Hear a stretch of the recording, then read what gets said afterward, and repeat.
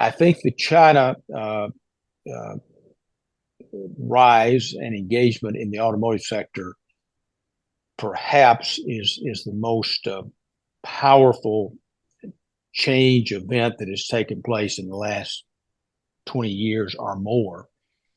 And I think the Chinese have really leapfrogged in many ways with the electric vehicle segment, including plug-in hybrids, which we are pretty effective with here in this country. So not just pure electric vehicles, but you already see that with the China market now. Of course, when uh, Mark, our son, first entered the China market, it was about a 5 million SAR, annual SAR. It's now close to 30 million Yeah. in 20 years. Think about that. Annual selling rate. Yeah. Yeah, Hmm. annual selling rate. Thank you. And the 30 million is about almost half, I mean, almost twice as high as our US SAR. So that's a dramatic change in and of itself.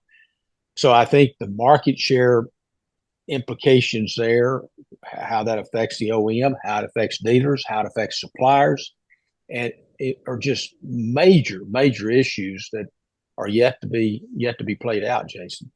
And do you think that the Chinese, uh, the movement into this market eventually will just be the latest iteration of what we've seen in the 70s with Japanese competition, in the 80s and the 90s with Korean competition, and now, of course, you have not only the Chinese but the Vietnamese and other players. Is that just the latest? Is that the latest chapter in that U.S. auto industry story?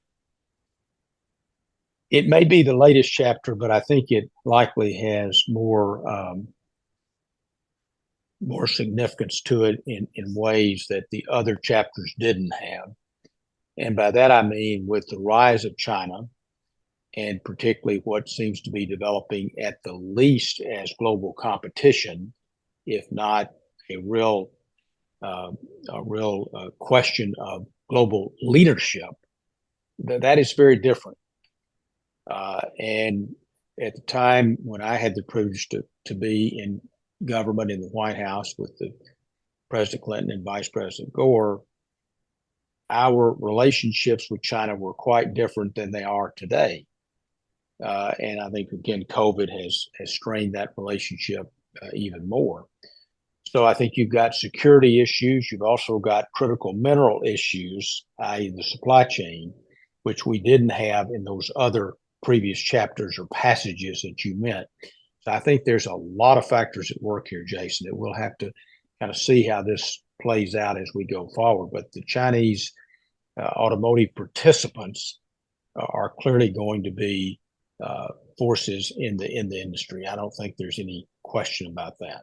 And of course, they're already in other markets, South America, Western Europe, testing the waters and entering at obviously very different tariff levels, but very competitive products, right, For Mac? very competitive, both in terms of cost, but also in terms of technology and quality.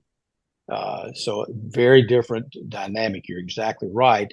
And also, what you see, Jason, is this cross currents, if you will, where with the Chinese market being close to a 30 million annual sales rate market, with electric vehicles, because of China's kind of starting with a clean sheet of paper, with their having real environmental goals and challenges in China, which we can get to in just a minute, perhaps, because it's a very important element to discuss.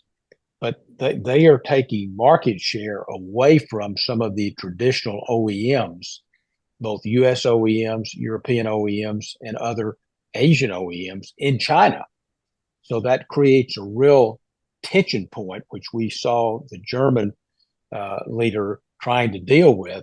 How do you approach tariffs at the EU when many of your home OEMs in Europe have major market presence and have a real importance of the profitability attached to the Chinese market, as do some of the U.S. OEMs as well.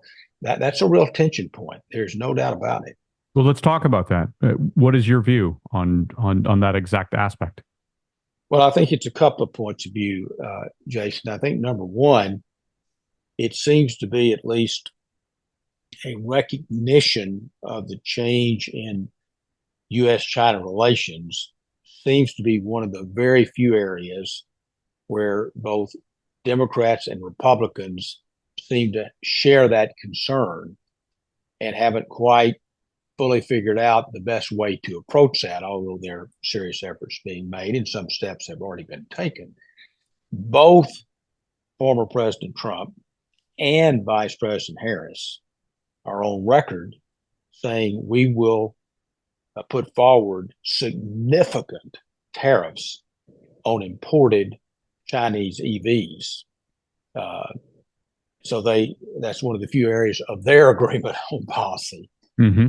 So then the question becomes, but if they've still got a product that is competitive and perhaps desirable from a consumer standpoint, and a product that at least addresses some of the climate change, global warming issues that are so important, how do we square that up?